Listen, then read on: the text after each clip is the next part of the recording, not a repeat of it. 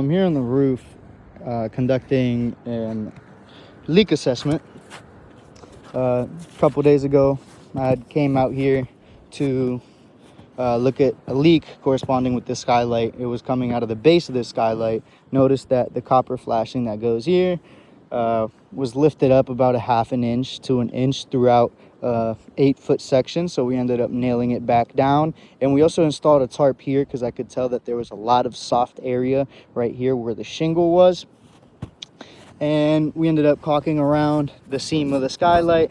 Not very beautiful of a caulk job, but it prevented it from continuing on leaking. Now we don't have a leak on this skylight or in this area.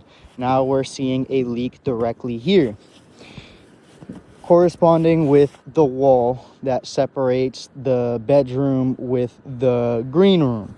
So the leak is approximately right here. I've checked over and over and over again around this skylight flashing. There's not a lot of water dripping off of the skylight itself. I mean, it's a pretty consistent drip, but the drip downstairs is heavier and more consistent than this. Then I checked the flashing kit going upwards, and I realized that there's barely any water that's even coming on over this way. And there's not that much melting and piling up on top of the skylight and dripping down. So that excluded this skylight from the leak. Then I came over here. I checked the drip edge. The drip edge was all good. There's no signs of water getting up underneath of the drip edge. And then we come to this valley. So like I said, approximately, I'm gonna set my foot here so I don't bust my booty. So right here is where the leak is, and it corresponds with a crack in this I don't even know what this insulation type material that they installed here in this valley is, but there's two seams right here that almost directly correspond with the leak.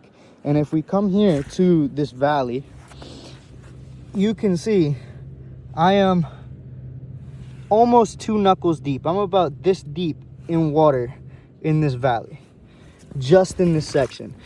So this whole seam has been underwater since last night, and that's when the problem started with this leak. So we have one seam, we have another seam right there. And then if we continue on upwards, I did just kind of move the water around, but here we have another seam as well. This seam is a little bit more open. It's clearly been caulked several times. It's clearly been a problematic area before, but this one was under a lot of water as well.